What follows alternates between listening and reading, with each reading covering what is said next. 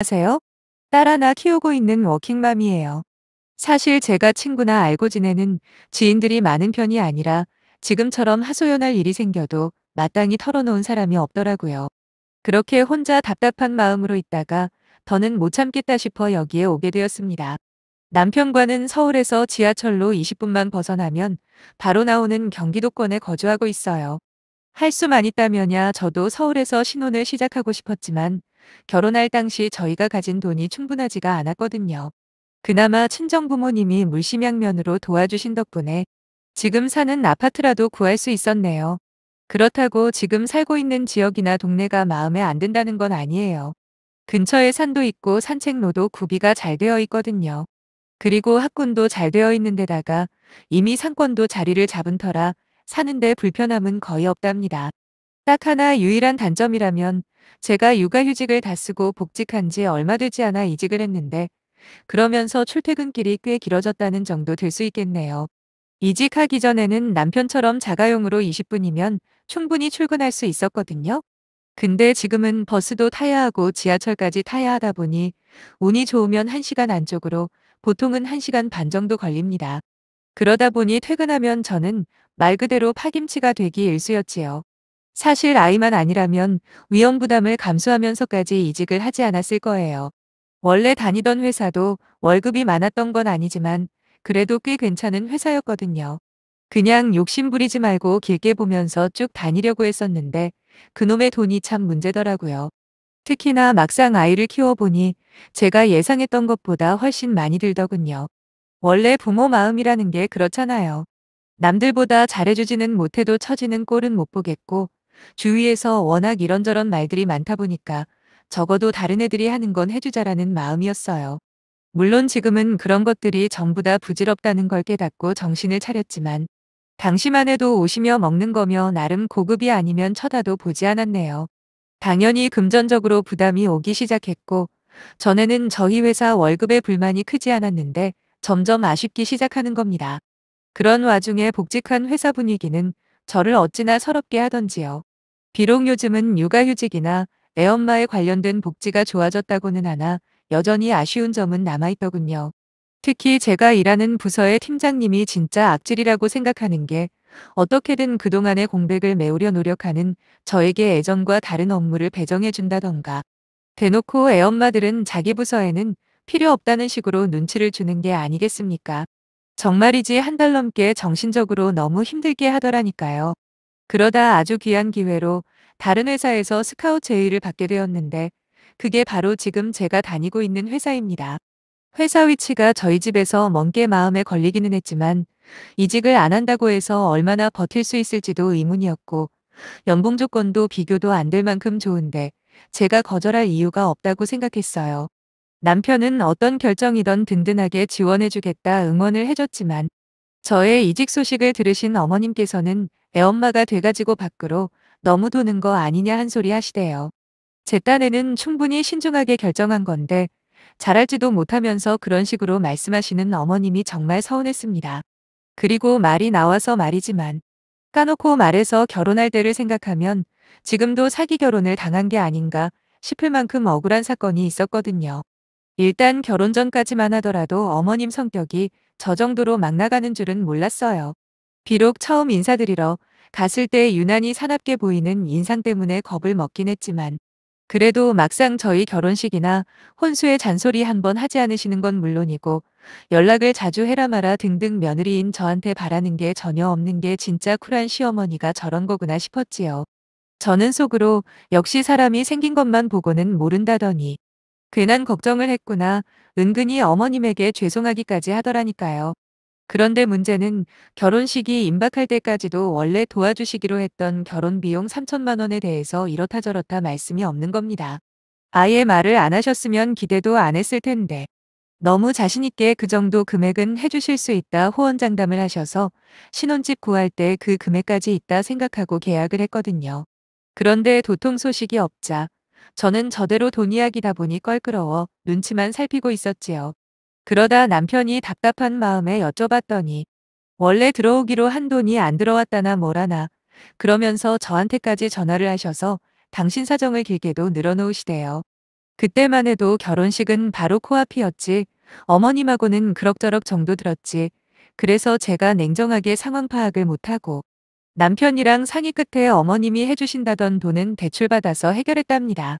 그렇다 보니 결혼식을 올리고 나서도 한동안 아이가 될 생각은 꿈도 못 꿨지요. 그런데 결혼한 지 1년도 안 돼서 아버님이 쓰러지시고 이래저래 집안에 일이 좀 있었어요. 그러니까 어머님께서 하루빨리 손자라도 아버님한테 안겨드려야 하지 않겠냐며 그렇게 밤이고 낮이고 저를 닥달을 하시는 거예요. 당연한 말이겠지만 남편도 남편대로 마음이 급한 눈치였고요. 그리고 그때 남편이 분명히 했던 말이 아이만 낳으면 어머님이 애도 봐주시고 여러모로 많은 도움을 줄 거라 하셨거든요.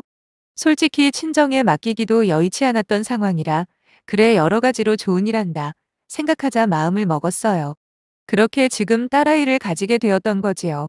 문제는 막상 애를 갖고 나니까 어머님이 도와주시긴 뭘 도와주시나요. 하다못해 입덧이라도 할라치면 그걸 가지고 애가 졌다 유세 떠냐 생색내지 말라 별소리를 다 하시대요. 그뿐만이 아니었습니다. 아이가 태어나도 이뻐해 주실 않으시니 그게 그렇게 서운하더라니까요. 그렇게 왕래도 별로 하지 않고 서로 있는 듯 없는 듯 지내던 와중에 몇 달 전에 어머님께서 뜻밖의 이야기를 꺼내시는 게 아니겠습니까? 시부모님이랑 신우네랑 글쎄 합가를 하기로 했다는 거예요. 그래서 집을 리모델링 해야 한다는데 그 비용을 저희더러 내라고 단정지어 말씀하셨어요. 신우는 남편보다 3살 어리고 저희가 결혼한 딱 그 다음 해에 결혼을 했습니다. 아이는 아직 없고요. 저는 정말 황당했지요.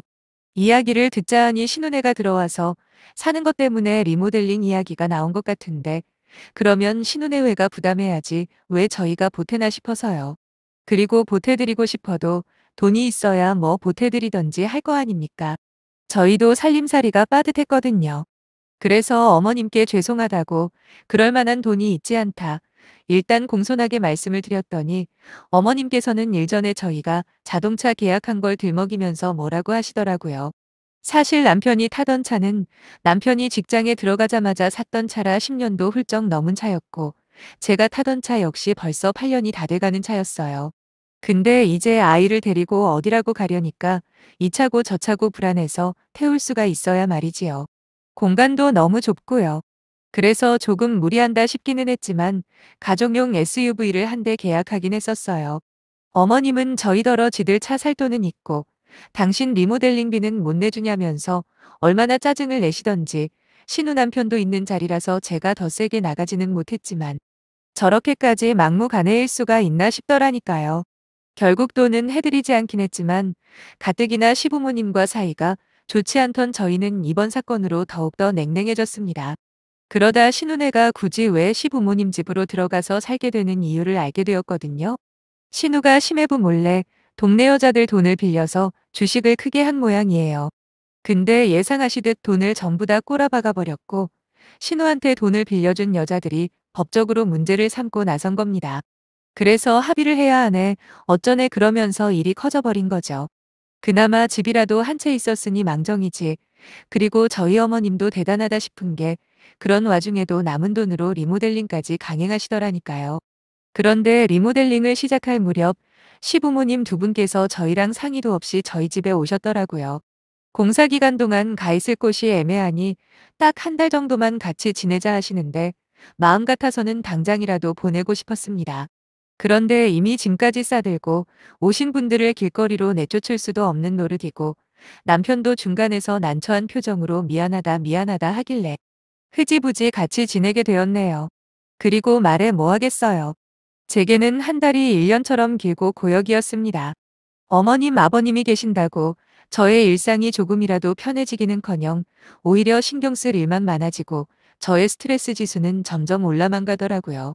제가 보통 집에서 7시에는 나가야 제 시간에 출근을 할 수 있었는데 어머님이 아침은 꼭 드셔야 한다고 저더러 직접 차려달라 하지를 않으시나 화장실도 하나뿐인데 그걸 차지하고 안 나오는데 진짜 죽을 맛이대요.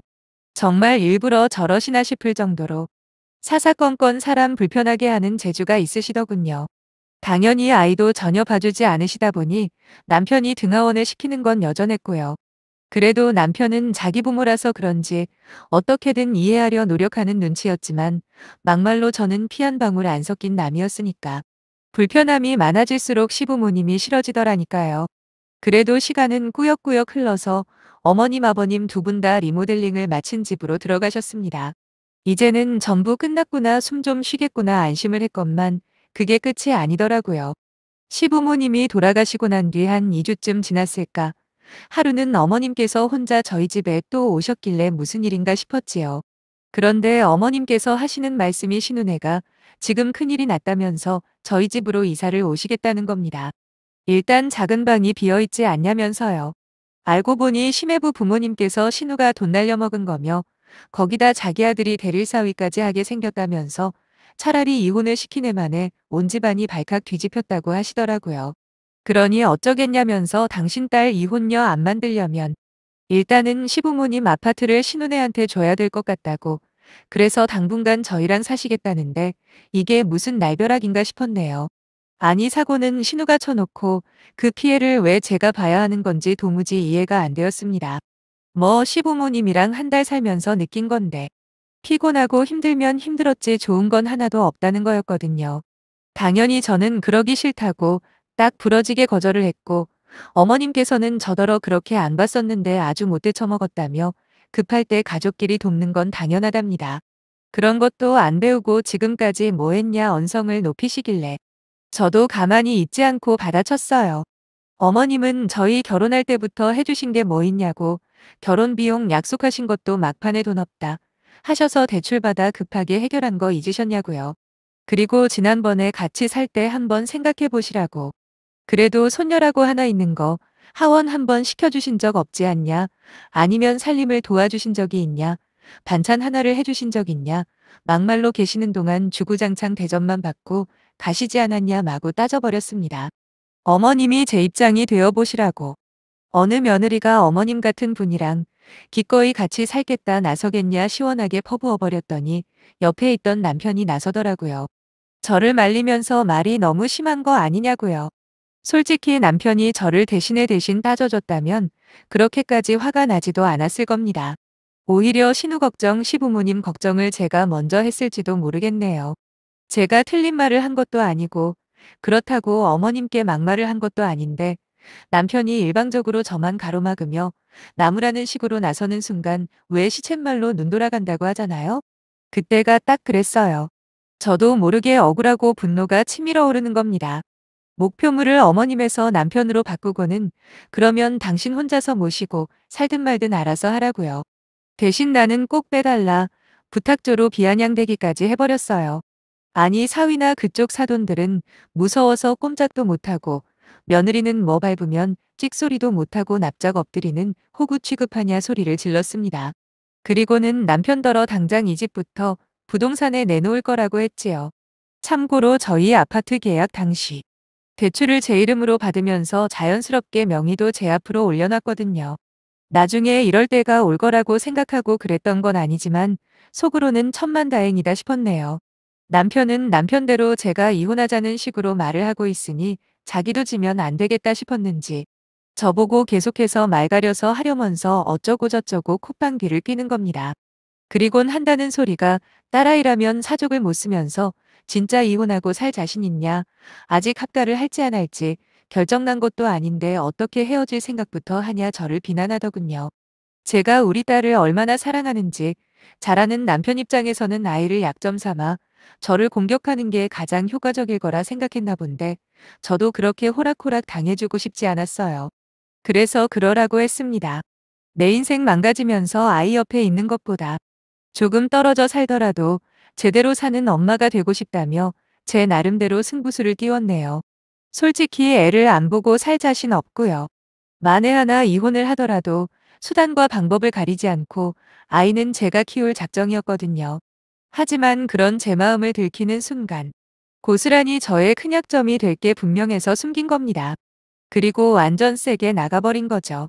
실제로 제가 보인 뜻밖의 반응의 남편은 꽤나 당황한 눈치였어요. 이 기세를 몰아 저는 남편에게 그랬어요. 양육권이고 친권이고 당신이 가져가도 좋다고. 그러니까 정 모시고 싶으면 당신 혼자 애 키우면서 아버님 어머님까지 직접 모시라 했습니다. 나는 신우가 싼똥이나 치우며 살 생각 없다고요.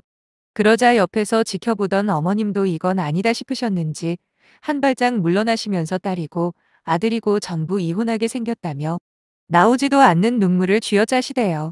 그런 어머님께 신혼애한테 생긴 문제는 그쪽에서 스스로 알아서 해결하게 하고 어머님은 리모델링까지 끝낸 집이나 잘 지키시라 조언을 해드렸습니다. 그렇게 해야 어머님 아들도 이혼 안 당하고 평탄하게 살 수 있는 길이라면서요. 그리고 말 잘 듣고 순종적인 자식이라고 해서 그게 꼭 호구 취급도 가능하다는 생각은 버리시라 했습니다. 저의 강경한 태도에 남편도 빨리 정신을 차리고는 어머님께 본인도 같은 생각이라 그러대요. 그렇게 일단은 저희 집에 다시 평화가 찾아오긴 했어요. 물론 저는 방심 따위는 하지 않을 생각입니다. 이번 일을 통해 남편에 대해 경각심이 생겨버렸거든요. 뭐 남편도 자기가 장남이다 보니 순간 여동생 일과 부모님 일이 겹치다 보니 잠깐 판단력이 흐려졌었다고 미안하다 사과를 하긴 했습니다. 하지만 사람 생각이라는 게 그리 쉽게 바뀐다고 생각하지 않아요. 거기다 제가 받은 충격과 마음의 상처가 완전히 치유된 것도 아니고 말이죠. 그나마 내 아이의 아빠이고 그동안 저와 딸아이에게 잘해왔으니 한 번만 봐주는 거예요. 혹시라도 또 한 번 그런 모습을 보인다면 그때는 정말 과감하게 버릴지도 몰라요. 남편도 제 이야기를 듣더니 자기가 더 많이 노력하겠다며 약속을 하길래 우선은 한번 믿어보려고요. 듣자 하지 신혼에는 별거를 시작했다는데 사실 자업자득이라 생각해 별 관심은 없네요. 저는 제 가정이 소중하지 신우 가정까지 챙겨줄 여력도 없고 능력도 안 되거든요. 그럼 끝까지 읽어주신 모든 분들께 감사하다는 인사를 전하며 이만 줄일게요. 감사합니다.